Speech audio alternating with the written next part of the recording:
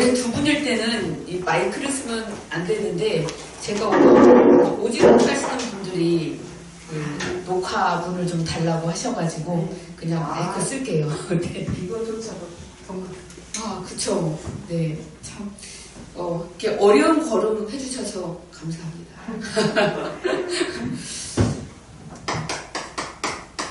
자, 이번에 수능고가 참 어떻게 될지 모르겠는데, 그래도 조심스럽게 예측해 볼 수 있는 거는 지금 수능 특강, EBS 연계, 수능 특강하고 수능 완성이 상당히 많이 반영되지 않을까라고 이제 현장에서들은 예측을 좀 합니다.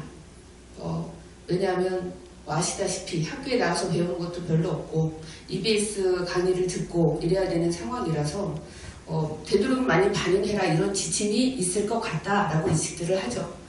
그래서 이전하고 똑같이 합법과 작문, 그 다음에 언어와 매체 중에서는 문법만을 보지요, 이 친구들은. 자, 그 다음에 문학, 15문항, 그 다음에 비문학, 15문항. 자, 그래서 이 화법 5문항, 작문 5문항, 문법 5문항. 그러니까 총 45문항. 80분의 시험 봅니다. 사실은 이따가 비문학에 대해서 쭉 설명드린 다음에 이 시험 전체에 대해서도 잠깐 말씀을 드릴게요. 왜냐면 비문학을 잘한다고 해가지고 시험 전체를 잘 보진 않더라고요. 그리고 전체적으로 해가지고 애들이 이제 문어발 왜 성적 쭉 정오표라고 하는 걸 이렇게 잘라가지고 오잖아요. 그럼 앞부분부터는 이렇게 많이 맞아요. 근데 이제 3분의 2 정도 되는 지점부터 이렇게 틀리는 게 나오기 시작하고 맨 끝에 가면은 XX 이렇게 연달아 나오는 걸 보실 수 있을 거예요. 근데 이제 그것은 뭐냐면 시간 조절을 제대로 못하는 거죠. 근데 엄격하게 말하면 조절을 못하는 게 아니라 사실은 시간이 모자라는 거예요. 학생에게. 그 줄이고 줄여도 줄일 데가 없는 상황이 되는 거죠. 근데 이제 비문학을 애가 가장 못하기 때문에 비문학만 좀 배웠으면 좋겠어요. 학과조에서 비문학을 열심히 시킵니다. 그래서 비문학 시력을 늘려놨는데 실제로 시험을 보고 나면 점수는 비슷한 경우가 많아요. 그 이유가 뭐냐면 애들은 대부분 가장 어렵거나 본인이 가장 자신 없는 거 맨 나중에 풀어요. 그런데 비문학을 맨 나중으로 돌렸다가 마지막 비문학이 3개의 지문으로 되어 있죠. 그런데 마지막 지문은 이전하고 똑같이 거의 풀 시간이 없거나 그냥 대충 풀거나 결국은 배운 실력 발휘를 못하고 마는 그런 상황도 벌어집니다. 그래서 제가 수능의 마지막에서는 화법하고 작문 요거 10월 한 달 내내 이것만 해요. 그래서 거의 작년에 제가 100점 맞춘 친구 딱 3명 있거든요. 그런데 그 친구들이 그 한 달 내내 화법 작문을 했어요. 근데 대부분 친구들은 화법 작문이 중요하다고 생각을 안 하죠. 왜냐하면 내가 다 맞는데? 왜냐면 정오표 보면은 다 맞습니다. 맨 앞에서. 그리고 상대적으로 비문학에 비해서 내용이 쉬워요. 그런데 애들이 거기서 시간 많이 공을 들여서 푸는 거예요. 답이 나왔는데도 불구하고 이 답은 왜 아니지? 이렇게 연구를 해가면서 풀고 있기 때문에 앞부분 대부분 잘 맞기 때문에 본인이 실력이 있다고 생각을 해요. 근데 사실은 얘들 2개만 하더라도 자, 딱 10문항이죠? 얘들 8분 정도 안에는 들어가 있어야 돼요.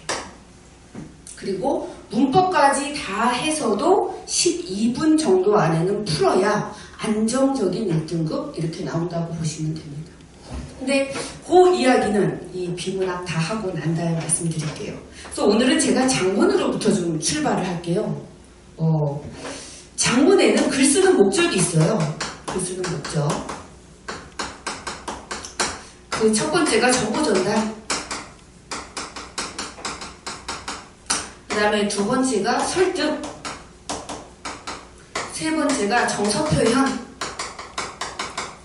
그런데 이 정서 표현을 목적으로 하는 글이라고 하는 게 바로 문학입니다. 그래서 문학 15문항. 문학 이렇게.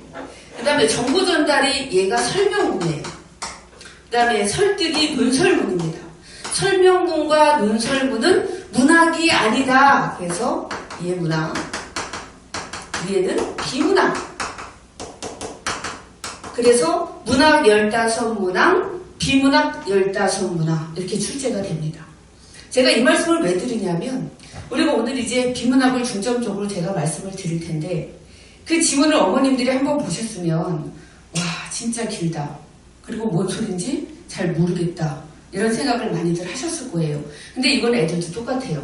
그 지문을 이렇게 읽어 내려가다 보면 한 3분 단쯤 와가지고 위에서 뭐라 그랬지? 이렇게 다시 올라가는 친구들도 있어요. 그 다음에 여하튼 다 읽었어요. 다 읽었는데 맨 첫 번째 문제가 일치하지 않는 것은 대부분 이렇게 나오거든요. 근데 일치하지 않는 거 동그라미 1번을 읽습니다. 그런데 문제는 생각이 안 난다는 거죠. 그래서 다시 본문에 가서 찾아요. 아 이거 맨 앞부분에 있었지. 앞부분 한 문단 다 읽고 나서야 아 이게 맞아. 동그라미 2번 또 찾으러 가야 됩니다. 이러다 보니까 하나의 지문을 3번, 4번, 5번을 읽어야 되기 때문에 실제로 비문학에서 상당히 많은 시간이 걸릴 수밖에 없어요. 그런데 실제로 이런 지문을 애가 독서를 많이 해서 이 내용을 알고 있다면 얼마나 좋을까? 내지는 도대체 이 지문은 어떤 책에서 잘라온 것일까? 라는 의문을 가지신 분들이 있으실 거예요.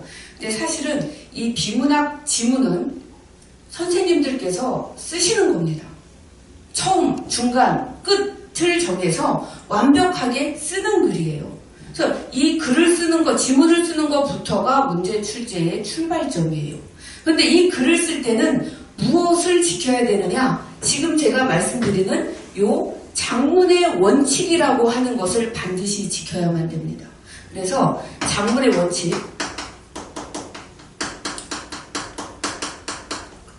글 전체를 어떻게 구성해야 되는지. 그럼 글 전체의 구성 원리. 자, 이거는 뭐 자세하게 말씀드리기가 힘들지만 처음에는 논의 대상을 반드시 이야기해야 되고 논의 대상 언급. 두 번째, 중간 부분에서는 그것에 대한 상술 자세하게 적어 내려가는 거예요. 마지막 끝 부분에서는 마무리합니다. 지금까지 한 이야기 요약하거나 의미 없는 전망을 제시하거나 이런 방식으로. 그래서 전체 구성의 원리를 모두 지켜서 이 지문을 써내려가야 해요. 자, 그 다음에는 문단 구성의 원리가 있어요. 문단 구성의 원리. 하나의 문단은 중심 문장과 뒷받침 문장으로 이루어집니다.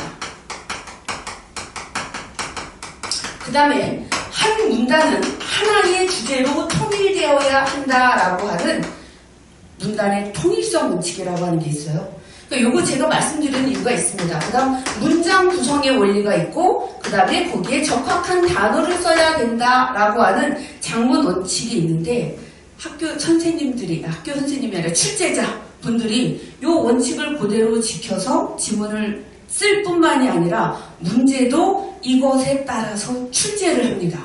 그러니까 그거를 대부분 모르고 비문학이다 그러면 이전에 나왔던 기출문제 지문을 열심히 설명을 해요. 근데 그거를 다 설명을 들으면 그 내용에 대한 이해는 되는데 다음에 새로운 지문이 나왔을 때 이걸 어떻게 해야만 빠르고 정확하게 이해할 수 있지? 라고 하는 것에 대해서는 아무런 솔루션이 안 되는 거죠.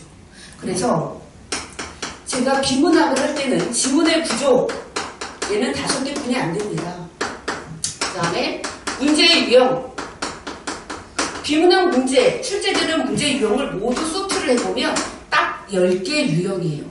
그 다음에 이것을 다 배우고 났을 때 그 다음에 그럼 가장 빠르고 정확하게 풀 수 있는 순서는 어떤 것이냐를 작문의 원칙에 맞추어서 수업을 하는 게 제 수업의 핵심이에요. 그래서 지문의 구조는 개념 설명. A란 이러이러한 것이다 라는 개념 설명부터 시작해서 이러한 A는 B와 C로 나눌 수 있다 비교되죠. 그 다음에 원인 결과를 나타내는 설명문의 구조가 상당히 일반적으로 많이 있고요. 문제 해결, 그 다음에 전제 주장. 아무리 복잡하고 길고 어려운 장지문이라 할지라도 이 5개 중에 하나에 속하게 돼 있습니다. 그럼 이걸 도대체 애들은 언제 판단합니까? 1문단 읽으면 5개 중에 뭐지? 그럼 애들은 다 판단합니다, 원래. 그런 경험이 없을 뿐이지, 자, 1문단 읽고 나서 5개 중에 뭐가니? 애들이 항상 판단을 해요. 그것으로부터 그 다음 2문단을 읽을 수 있는 기본이 생기는 거예요. 여기서부터. 자, 그래서 이때 개념 설명, 비교 대조, 원인 결과, 문제 해결, 이것은 보통 설명문의 일반적인 구조이고, 문제 해결 전제 주장, 이것은 보통 논설문의 일반적인 구조입니다. 그래서 이 지문의 구조 5개를 설명을 하고 나면 문제 유형 10가지를 하는데, 표제 부재 문제가 있어요. 그 다음에 주제 문제, 그 다음에 집필 의도 문제, 전개 방식 문제, 그 다음에 전제 문제나 추리 문제가 있습니다. 그 다음에 표그림 그래프 문제가 있어요. 그 다음에 줄글로 되어 있는 보기 문제가 있습니다. 그 다음에 어휘 문제가 있고요. 일치 문제가 있어요. 그래서 총 10개 문제예요. 제가 요거 1차 시에 요거 수업합니다. 1차 시. 근데 얘가 바로 어떤 거냐면 아까 글 전체 구성의 원리, 이거를 제대로 이 지문의 구조에서 공부를 하고 나면 표제 부재 문제, 주제 문제, 집필의도 문제, 전개 방식 문제를 그대로 풀 수가 있어요. 이게 그대로 직접적으로 연결이 되는 그런 문제들이에요. 그래서 여기까지가 1차 시 내지는 여기는 지금 너무 빡빡해가지고 보통 요만큼을 제가 2차 시로 집어넣거든요. 여기 2차 시입니다. 그리고 전제 문제, 추리 문제, 표그래프 문제는 여기에서 문단 구성의 원리하고 직접적인 연관이 있는 그런 문제 유형이에요. 그래서 문단을 어떻게 읽어야 할지에 대해서 집중적으로 공부를 하는 게 바로 이 부분이에요. 그리고 전제 추리 문제, 표그래프 문제, 줄글 보기 문제, 이거는 애들이 뭐라고 요즘에 부르냐면 킬러 문학, 준킬러 문학, 애들 입으로 그렇게 얘기를 하거든요. 가장 어려운 문제가 바로 이런 방식으로 출제가 됩니다. 그 다음에 어휘 문제는 애들이 사전적 의미가 있고요. 문맥적 의미가 있어요. 근데 애들이 그래요. 선생님 이거 사전 외우라는 거예요? 그럼 수능 문제 출제 원칙에 어긋나는 거 아니에요? 이렇게 얘기를 합니다. 왜냐하면 수능 문제라고 하는 것은 나와 있는 자료만을 가지고 정확한 결론에 도달할 수 있는가를 보는 수학 능력을 보겠다 이거거든요. 그런데 사전을 통째로 외우라고 한다면 그럼 수능 문제에 어긋나는 거잖아요. 취지에. 그래서 이 사전적 의미와 문맥적 의미는 사실은 이미 정해져 있습니다. 풀이 방법이. 근데 애들이 그냥 틀리면 나는 어휘력이 약한가 봐요. 이렇게 얘기합니다. 사실은 그럼 그 방법이 뭐냐? 애들 문법으로 푸는 문제예요. 제가 여기서 수업을 할 수는 없으니까 문법으로 접근하면 되는 거예요. 이렇게 말씀을 드릴게요. 이미 사전 자체에도 문형 구조라고 하는 게 있어요. 품사 정보, 문형 정보, 그 다음에 의미 정보 이런 식으로 사전이 구성이 돼 있거든요. 그것 자체가 또 문제이기도 합니다. 실제로. 자, 그래서 이런 것들이 지금까지만 이렇게 보시더라도 하나 딱 떨어져 있는 게 아니라 몽땅 다 연결이 돼 있잖아요. 근데 아이들은 이거를 그냥 다 갈라가지고 따로따로 인식을 합니다. 그래서 지문 전체의 구성 원리라든가 아니면 출제자 의도 이런 것들을 자꾸 간과하게 되고 문제를 그냥 을의 입장에서 가장 맞을 것 같은 것만을 열심히 찾는 거예요. 그 문장에 얽매여서. 그러다 보면 전체를 보는 눈 자체가 정답으로 집결된다라고 하는 걸 계속 간과하는 거죠. 그리고 그래서 이렇게 10가지를 보통 1시간에 2개 문제 유형식을 제가 다룹니다. 평균적으로. 그래서 그럼 10가지 모두 5교시가 되죠. 그래서 6차 시에는 이제 뭐를 하게 되냐면 바로 순서를 하게 되는데 이 순서 직전에 문제 유형할 때마다 얘들은 지문 전체의 구조를 알아야 되기 때문에 지문을 다 읽은 후에야 풀 수밖에 없어 라고 푸는 순서를 제시해 줍니다. 이 문제 유형을 공부할 때. 특히 표그래프 문제가 있다. 그럼 지문의 중간에 이 그림과 관련되어 있는 내용이 밑줄이 그어져 있거든요. 그럼 그 문단 또는 표그래프 문제에서 가장 확실한 게 이렇게 범위를 주는데 또는 기억 이렇게 밑줄 쳐져 있거나 이게 하나의 문단이에요. 지금 여기에 대해서 묻고 있는 문제는 이 지문을 다 읽은 이때 바로 풀어버리면 되는 거죠. 왜냐면 뭐에 의해서? 1문단 1주제 원칙에 의해서. 그래서 장문의 원리를 알고 있다면 이것을 문제에 계속적으로 운영할 수가 있겠군요 라는 거를 알 수가 있어요. 그래서 요 A에 대해서 묻는 문제가 있다면 문단의 통일성 원칙이 있으므로 그냥 여기서 풀고 가면 되겠네, 잊어먹기 전에.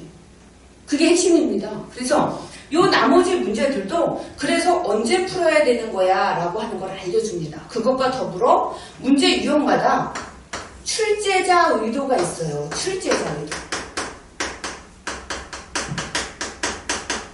자, 바로 이 지필의도 문제의 선택지는 이렇게 구성이 됩니다. 뭐뭐에 대하여 뭐뭐 하려고. 자, 선택지가 이렇게 구성이 되면 출제자 의도는 뭐냐? 논의 대상을 찾아라. 이런 얘기예요. 논의 대상이 어디 있는지 찾아라. 두 번째 출제자 의도는 뭐냐면 글쓴 목적이 무엇인지 찾아라. 입니다. 그래서 이렇게 문제 유형마다 할 때 출제자 의도를 몽땅 다 수업을 합니다. 그리고 이때 그러면 출제자 의도만 알면은 어떻게 접근해야 되는지 해법이 안 나오는 거잖아요. 제가 집중하는 게 바로 그 해법이에요. 그럼 출제자 의도에서 자, 이 앞부분 논의 대상은 이제 솔루션을 줘야겠죠. 항상 1문단에 나옵니다. 그래서 1문단에 가봐. 그럼 애들이 금방 찾아요. 뭐에 대한 얘기예요. 그 다음에 1문단 중에서도 끝문장에 반드시 있게 돼 있어요. 1문단의 끝문장. 그리고 1문단 끝문장은 앞으로 2문단 이하의 이 내용을 지배하는 문장입니다. 이 문장이. 그런데 애들이 그거를 정확하게 잘 모르는 경우가 정말 많아요. 근데 지문의 구조만을 배웠을 때 문제의 유형별로 어떤 구성의 원리가 있다라고 하는 걸 몰랐을 때 이런 가장 간단한 것조차도 아이들한테 좀 힘들거든요. 자, 그 다음에 나중에 글쓴 목적 하려고 글쓴 목적은 어디에 있느냐 하면 끝문단에 있습니다. 마지막 문단에서도 서술어에 있습니다. 끝문단 서술어가 뭐뭐 해야 한다. 뭐뭐 할 필요가 있다. 뭐뭐 하는 게 바람직하다. 서술어가 만약에 이렇게 돼 있다면 이것은 견해를 얘기하고 있으므로 글쓴 목적이 지금 비문학은 크게 두 가지였죠. 설명문, 논설문. 이것처럼 견해가 필요하게 돼 있다면 얘는 논설문이에요. 그 논설문은 당연히 글쓴 목적이 뭐가 될까요? 설득하려고, 주장하려고, 타당성을 검증하려고, 견해를 밝히려고 하고 여기 이렇게 쓰게 돼 있습니다. 그래서 문제 유형마다 출제자 의도가 무엇이고 그것은 어떻게 찾아야 된다, 어디 가서 찾아야 한다 라고 하는 게 익숙하게 돼 있으면 그 다음에 세 번째가 아까 말씀드렸던 순서, 풀이 순서입니다. 그래서 사실은 이 풀이 순서에 대해서는 이거 하나 가지고 어머님들한테 이게 어떤 원리로 돼 있습니다 이렇게 말씀드리는 것만으로도 한 50분 수업해야 되거든요. 근데 간단히 그냥 말씀드리면 지문이 요새 장지문이죠. 여러 개의 문단으로 돼 있고 여기에 딸려있는 문제가 5개 유형의 문제가 여기에서 이제 섞여 있는 거예요. 세팅이 돼 있는 거죠. 그래서 세팅이 돼 있을 때 각각의 문제 유형마다 어떤 원리가 있기 때문에 여기부터 여기까지 읽었다면 이 문제는 다 풀려있는 상태. 다시 말하면 1회만 읽고도 문제를 완성하는 문제 풀이를 완결하게 되는 게 바로 이 수업의 핵심이에요. 그러다 보면 아이들이 시간이 정말 많이 줄었어요. 그 다음에 또 이런 부분, 요거 A에 대한 문제가 있는데 요거 읽자마자 잊어버리기 전에 바로 풀었기 때문에 정답률도 높아졌어요 라고 얘기를 합니다. 그래서 사실 애들이 요거 되게 신기해요. 여기부터 여기까지 나는 한 번만 읽었는데 문제는 벌써 다 풀었네 라고 하는 것 자체를 매우 신기해 하거든요. 그래서 사실은 첫 시간 말고 둘째 시간부터는 이런 방식으로 푸는 거야 라고 해가지고 최신의 문제를 가지고 아이들하고 같이 한번 풀어봐요. 실제로 그렇게 된다라고 하는 거. 그래서 이게 자꾸 이제 어떤 애들은 그 선생님은 그 비문학 스킬 진짜 짱이야 막 이러는데 저는 스킬을 가르치는 게 아니라 사실은 작문의 원칙에 입각해서 어떤 방식으로 문제가 구성되고 그럼 우리는 어떻게 접근해야 된다라고 하는 합리적인 그 순서를 아이들에게 가르치는 거예요. 그러니까 애들로서는 선생님 이거 이제 첫 번에 배우면 이거는 이 지문에만 되고 혹시 다른 지문은 안 되는 거 아닐까요? 나 집에 가서 해봤는데 안 되는데요. 당연히 안 되죠. 왜냐하면 기본적으로 이렇게 전체적으로 문제 유형마다 구성 원리가 어떻고 그 다음에 언제 푼다 라고 하는 게 다 숙지가 안 된 상태에서 선생님이 한 번 해줬는데 그거 가지고 하면 안 되겠죠. 근데 4차 시, 5차 시를 거치면서 5차 시에 가서는 이제 정말 그 원칙대로 푸니까 모든 지문이 한 번만 읽고도 풀리는군요. 6차 시에 가서는 적용이에요. 순서의 적용. 이 순서를 모든 지문에 적용할 수 있군요 라는 그 믿음까지 가지는 게 총 6차 시 구성이에요. 그래서 아이들이 몇 가지 하고 났을 때 그 이전보다 지문에 대한 이해도가 훨씬 뛰어나며 그 다음에 문제를 볼 때마다 출제자 의도가 뭔데 나는 어디 가서 찾아야겠군 이라는 것에 대해서 상당히 많이 좀 자신감을 가지고 있습니다. 그래서 가지게 됩니다. 그래서 아이들이 어떤 시험에 임할 때 난이도에 따라서 늘 두근거리거든요. 너무 어려운 게 갑자기 퍽 걸리면 그때부터 두근거리기 시작해요. 그럼 어떤 현상이 벌어지냐면 성적이 좀 너를 띈다 그러죠. 상대평가인데도 불구하고 조금 쉬우면 1등급 안에 드는 애가 너무 어려워지면 막 3등급으로 내려가기도 하고 실제로 그렇거든요. 출렁됩니다. 그런데 어떻게 나든 그러니까 난도가 높건 낮건 선생님하고 했던 그 방식대로 그 순서대로 풀게 되면 나는 나의 일정한 점수를 확보할 수 있어 라고 하는 믿음에 이르게 되는 게 6차시까지의 과정입니다. 그래서 비문학은 그렇게 저하고 대비를